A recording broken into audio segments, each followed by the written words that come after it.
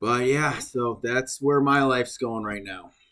Well, I can tell you, my wife still adores you. So Well, I I bet you're the hear last one every Monday. She says. it's too bad.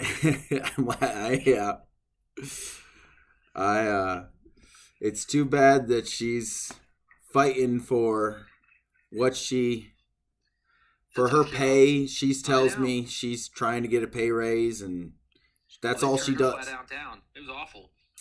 That's all she does for other people. Then they turn I around and know. deny I mean, her. her job is like 80% labor issues now. That's all it is.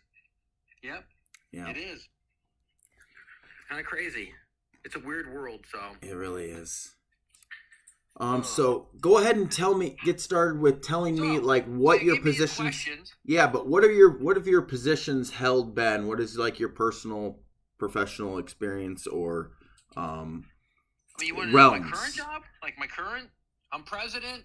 I'm a president of a small company Okay. called Elder Care Systems Group that is a one of the nation's leading life safety and emergency preparedness specialists for skilled nursing.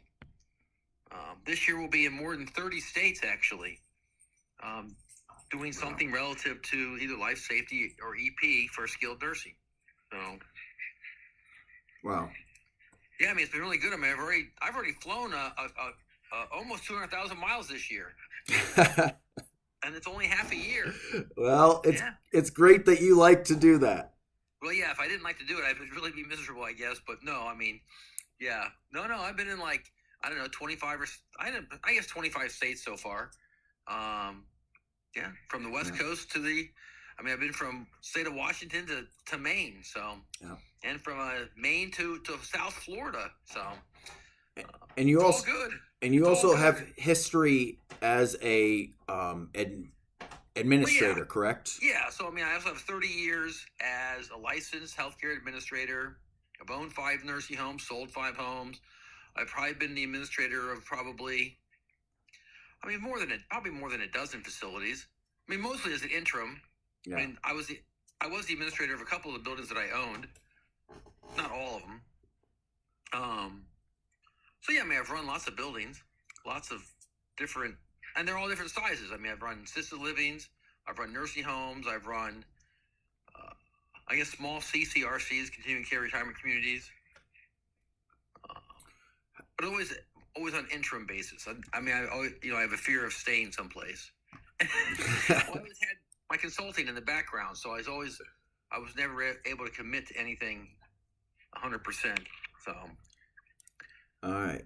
So the purpose of my paper is to get a better understanding of what negotiations I'll deal with of my future career. And so I'll still be in the therapy realm, maybe a level up and have different negotiations with the sure. evaluation process and um, but there are a lot of the same that I'll have to deal with now. But establishing the patient's regular Sure. initial evaluation. But when I'm with your expertise, you handle therapy, uh, Yeah, it's one of my communications, contracts. Sure. communications as an administrator, Yep. and so I'll be in the nursing home. I expect I'll be in the nursing home for most of my career. Right. I like the population, and so Well, I sent you a really long text just now because I kind of had notes for you today. okay. So then you can copy. So no matter what I say, you can copy whatever I just sent you because I gave you answers to every single question that you sent me yesterday. Oh wow! All right, Yeah, so I mean, it's like cut and excellent. paste, buddy. I mean, you don't even need to talk to me.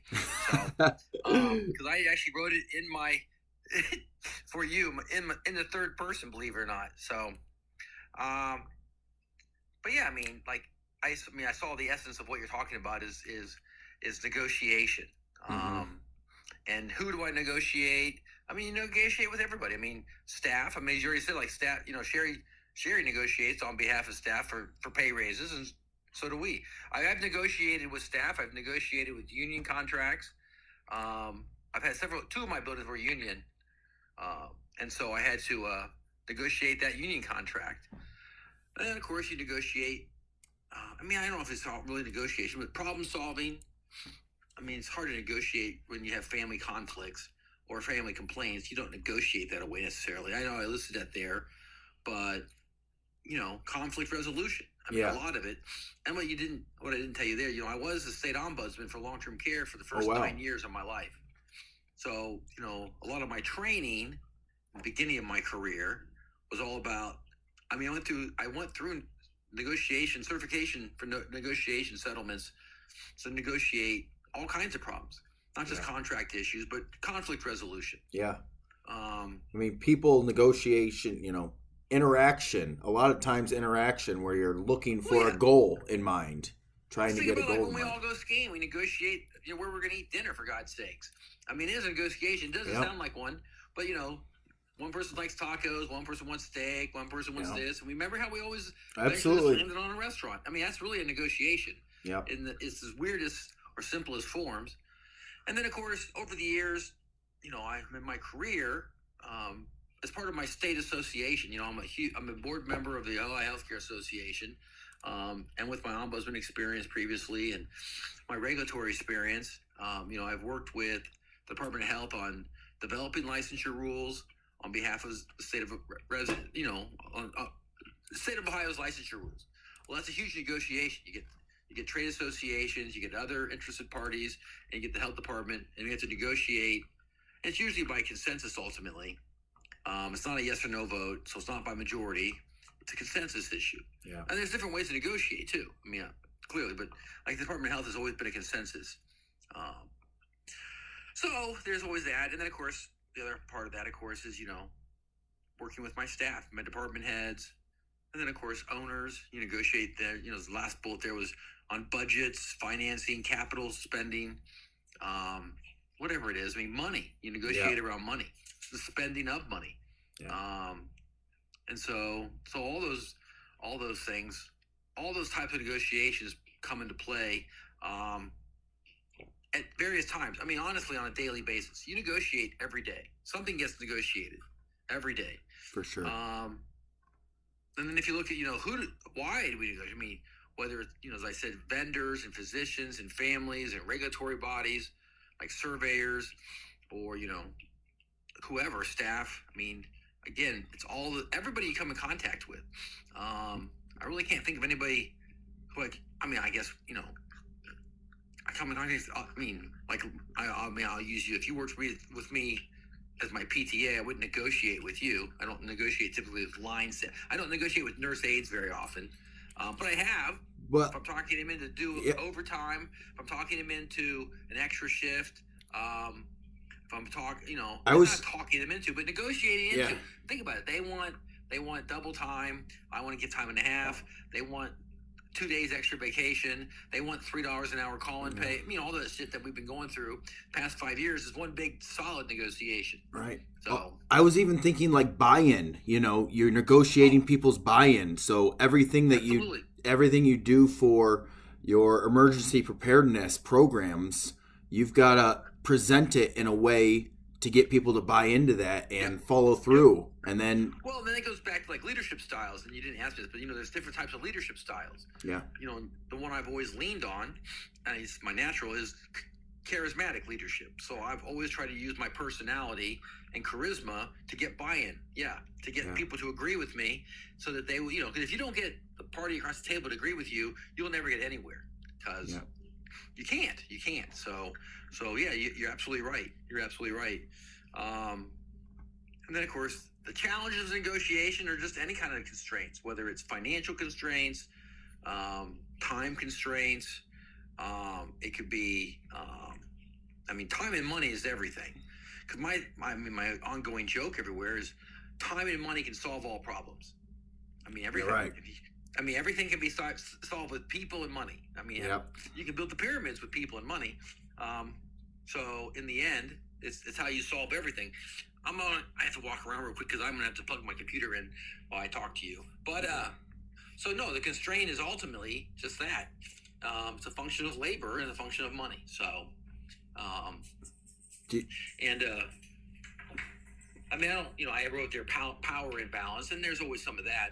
I mean, there's you recognize some of that, like a state surveyor, when you're trying to negotiate with them, and to get them to see your side or try to get them to understand your position. In the end, they can just flip you off and say fuck you. So that's total imbalance. I mean, there's no balance of power there.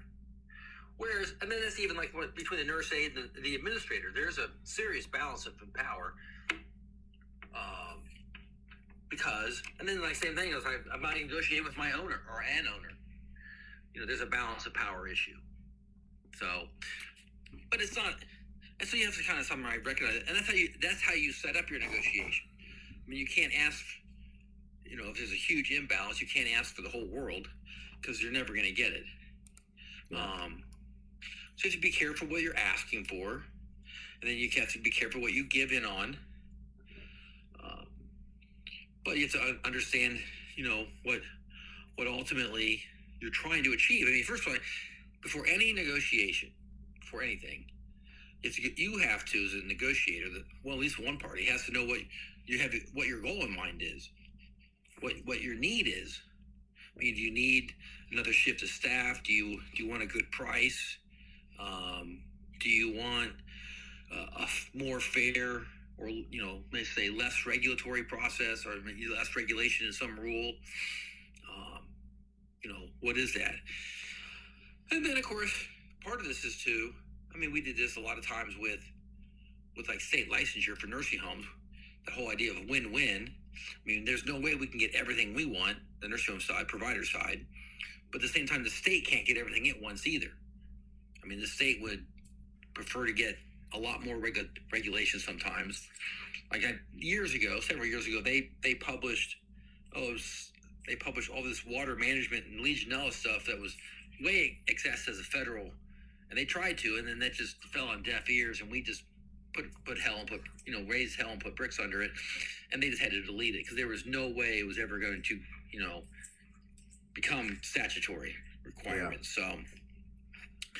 So they didn't understand what they did not understand their goal.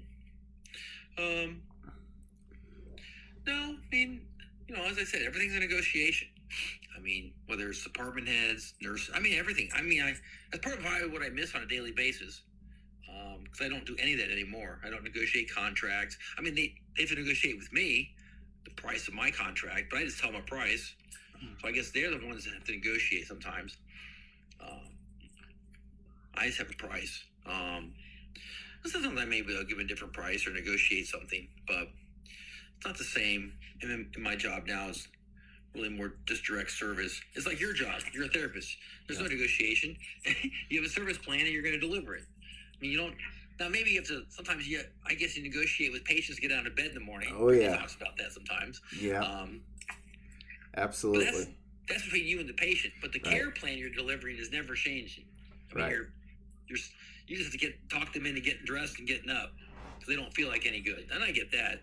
Yeah, Brittany was talking about that last night at dinner, because she has, I don't know how long ago you've met Brittany, but she has these Hulk smash arms. I mean, her arms are probably bigger than you and I in terms of definition. I mean, if she just was working out, she'd be a fucking stud. But she hates it when I call her that. So I tell her last night at dinner, man, your arms are fucking solid tonight. Because she does. She has these, you should see her. I mean, she has these arms. I mean, she has these gams. I mean, she has these arms and these muscle definitions. Amazing for a woman. I mean, for a woman, and as small as she is, she looks like Popeye, naturally. And even her back's like that. It's crazy. If she spent... What does she do all day? It was how she was born. I mean, she looked like she had these fucking arms when she was 5 years old. It's crazy. Wow. It is crazy. Now, her grandmother sort of has this in a little way, the back thing, but not her arms. I mean, she looks like if she spent a year on protein and lifting, she would be like, Miss Universe. I mean, she's crazy, and she's strong as fuck. So she was saying that she'll have these patients like you guys have that are between 150 and 200 pounds, and she just like lifts them and throws them in a chair. I mean, she's probably nice, but she can lift anything. I mean, she's like strong as fuck at like 110 pounds. So, but her negotiation style is get the fuck up. That's her negotiation. Are there any techniques that you've used throughout the years that have aided? Are there any techniques that you've used throughout the years that have like been your go-to with certain challenges, or and off that, like what are the biggest challenges you've faced through the years? Well, my go-to is try to immediately understand the other side's position. I mean, I usually spend a lot of time in my head trying to figure out. I mean, it's a game, I suppose. What are they trying to achieve here? What is their end game? You know, so then as I say, Bantna, because what is my best alternative? What's their best alternative? I mean, what? Yep. So I'm trying to. I guess it's like chess. You know, looking 3 steps ahead. What are we going to get to? I don't know if you've ever been into a. I don't know if you've ever been into a lawsuit negotiation, but the only one. My worst case scenario is I got sued one time by by a resident's family who we killed. My staff ended up giving this hospice patient, as I refer to as a beaker of painkillers that were PRN that within a day killed her because she had no respirations. PRN, mind you. I had to fire 5 nurses on the spot one day. 5 nurses. Just get the fuck out. I mean, 50 milligrams of Oxycontin. 50. So it took 4 injections to give 1 dose. I'm like, what the fuck's wrong with it? It was 0.5, you motherfuckers. But they gave her 50. 50. I mean, you know how much that is? I used to refer to it as a beaker, and my attorney said, you got to stop calling it that, Ken. You cannot call it a beaker. I'm like, they gave her a bucket then. I mean, nobody in their life is giving 50 milligrams. Nobody of liquid. No, it was Roxanol, liquid Roxanol for the injectable. So, yeah, so no. So what we did, though, is that, so here we're in this negotiation. The family sued us for $1 million. So then their attorney's in the room, my attorney, and I'm in the room. And so then we're both like, well, they want $1 million, and I'm going to pay 0, right? I mean, that's the theory. And so then they explained what we're going to do, and then they gave us these ranges. They said, okay, so now would both of you accept a final decision between $700,000 and $800,000? And then they had to come off their position of $1 million, and I had to come up way up, and they said yes, and I still said no. And that's kind of like, and then they got down to, would you accept between $450 and $700? Okay. And my attorney and the insurance company, because I wasn't paying this out of my pocket, so the 3 of us huddled together, and then we said yes. So then we had a number between $450 and $700, and then the family had agreed. So then now we're only negotiating between $450 and $700, and then it's like, would you accept between $550 and $700? Wow. I mean, it kept whittling it down, but it was giving these ranges that as long as we keep, and eventually you get to a number. We got to 610 that way. Oh yeah, it was the most fucked up thing you've ever been through. And it took a couple hours, and we didn't do anything. It was just like, would you? And eventually we got to 610. And then the state swooped in, Medicaid, and took more than half of it because that's called subrogation. So the family actually lost more than half of what they had just negotiated. Hysterical. Well, the family did not deserve a dime because, I mean, anyway, I mean, it's one of those situations where they really never were involved until the minute mom was dead. Right. And, we killed her. I mean, we made a mistake. Right. It was a hospice resident. I get it. But they didn't probably deserve $750,000 for the mistake. I mean, right. Because she probably wouldn't have lived a week. She probably wouldn't have lived a week anyway. And then there's the whole subjective part of if she's asking for these pain medications, she never did. She was never awake. Oh my gosh. No. She wasn't even awake for this. We put her to sleep, and then they kept giving it to her. So the morning dose, when she was still asleep, they jammed her again. PRN, as needed. So she never voiced, as one of my problems, one of their problems, is that she never requested them. Right. Oh, yeah, so my nurses. And then there had been a fax went through from my pharmacy saying, oh, my God, there's a fucking error. You need to fix this. Well, my RN admitted, he didn't have time that day to look at that stuff. He got fired. I mean, I fired everybody. I just said, all of you need to be fired. All of you. Fuck you. Fired. I mean, I think I'm one of the nurses who's been there for 25 years. Fired. Isn't there some liability on them? Like, wouldn't they be the ones getting sued in this? See, in the end, you could drop a patient and break them in half, but your facility's liability insurance covers your professional duties. If you're doing a care plan of a patient care and you break someone in half and break their hip in a fall, you personally are not responsible. You're acting on behalf of the owner essentially, and the owner has liability insurance covered for you. That's why we have. That's why his facilities owners have to have at least $3 million of coverage at all times. But so that I'm not. We're a contract company. you're still covered. Still covered. Yeah, and I'm sure, and your company has coverage for you guys too. So Yeah. there's it's all wrapped around. Ultimately, as long as you're not ounce. I mean, let's say, as a PTA, let's say you did your own assessment and didn't tell anybody, and then you started acting on that care plan that you developed without having the qualifications, they could potentially separate and then go after you personally. But they'd have to. It'd be really hard. I mean, they tried to in this case to get me to actually sue me personally, but that got shut down really quickly because there was no evidence that I ordered anybody to do this, and there was no documentation. I mean, Right. But there was that moment of potential criminal review and personal responsibility, but that got shut down. Okay. They tried that. I mean, people try that, but no, you'd have to really have fucked up and do something on your own. Like if you commit a criminal act, so if you decide to shoot a patient or smother a patient, yeah, then maybe, not always, but maybe they would go after you civilly, individually, on a criminal act if you killed somebody. But even then, we have a lot of coverage. There's a big coverage issue. But so knowing that other side's position is super important for me. And I've just always been patient. I mean, the other thing is that I try to take some emotion out of it. I try to, not always successful, but you have to be somewhat dispassionate in terms of your emotions, because emotion just gets in the way of anything you do. So just you being objective and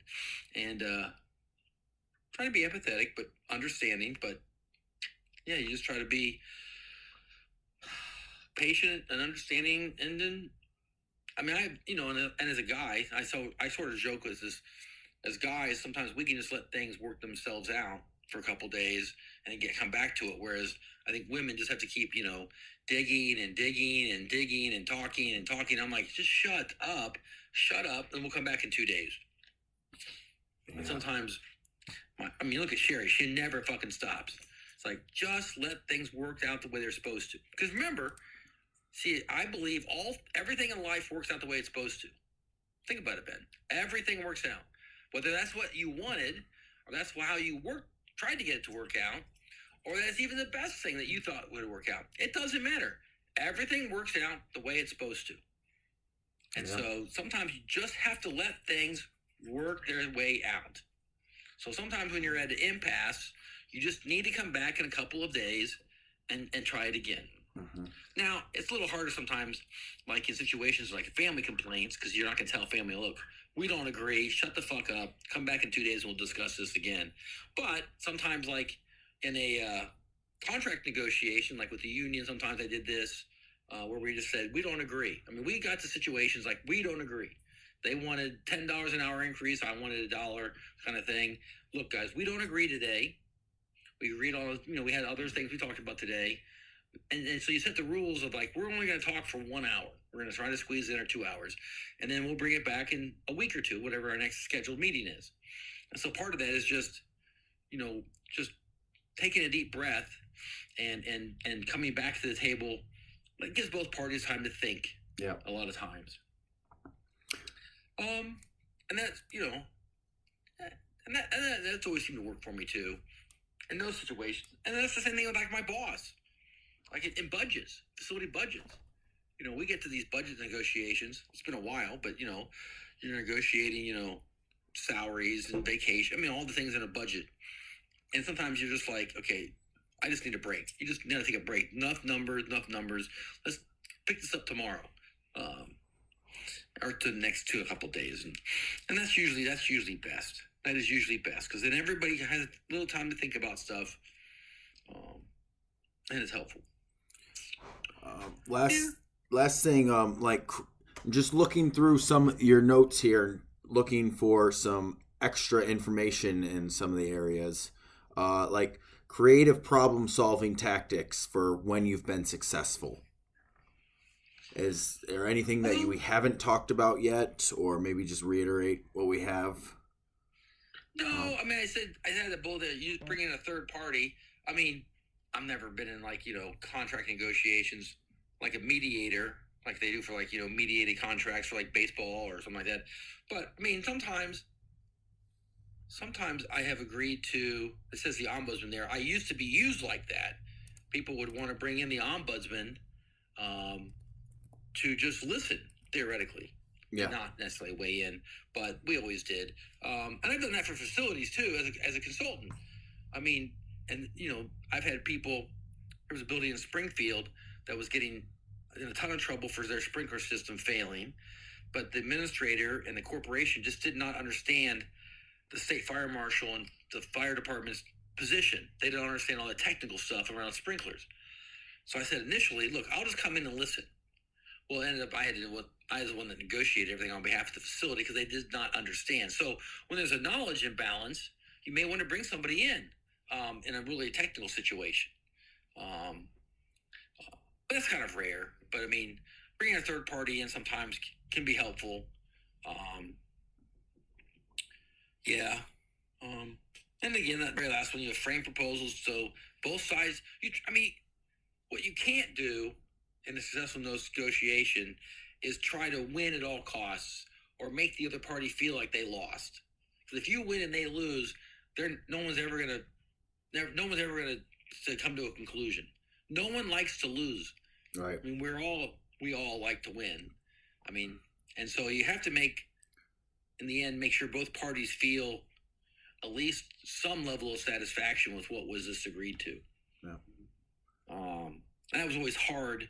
It's always hard when you have resident families complaining about, subpar staffing or staff who's rude or, worst case, your staff's abusive, or you have low staff numbers. How you end the discussion was satisfying them. I mean, you can't take back a rude situation that your mom just experienced, and they never believe you that you're going to have higher staffing numbers because you're not. I mean, I have never changed my staffing pattern post negotiation with the family over low staffing. I mean, I will agree with them that it may be suboptimal. It may not be perfect. We would always like to have more people, I suppose, at the nursing home giving care, answering call lights. Sure. But there are constraints, and I try to work with them to understand some of the constraints. Medicaid funding, Medicare funding, the staffing market, whatever. And some of them believe that, and some of them just think you're just lining your pockets with huge profits. Depends on who you work for, but yeah, sometimes you can't negotiate. I mean, you can't negotiate a broken hip, and I wouldn't. I'd be just like, look, I can't explain to you what happened. No, I'm not sharing you with a medical record. Ben really is not incompetent. Because, sometimes families come at you with, your staff's so fucking stupid. How do you even employ them? Okay, stop. They're my staff. They've gone through, college, gone through schooling, gone through competencies. Let's, Yeah. They're not stupid. So sometimes you got to get them off their high horse. Because sometimes, I'm sure you've seen where families come in loaded for bear. Right. And I understand but see, they come in with a ton of emotion. And you've got to diffuse some of that. That's a big issue. Yeah. Emotion is, I may not have the emotion. I mean, I remember one time I got into a situation where I got emotional too, and it's just got to be a screaming match. And screaming, of course, is ineffective. So, yeah. No, I mean, it's just patience, calm, understanding their sides, and trying to hopefully both parties can win is a big part of negotiation. Yep. Yeah. Yep. All right. Well, if I like stuck in one area and I need help in something, I'll send you a message. Oh no, you're fine. And So I think is this for? This is for a conflict and negotiation management class. Oh, okay. So where are you going to school then? I'm going to school at UT. Tennessee?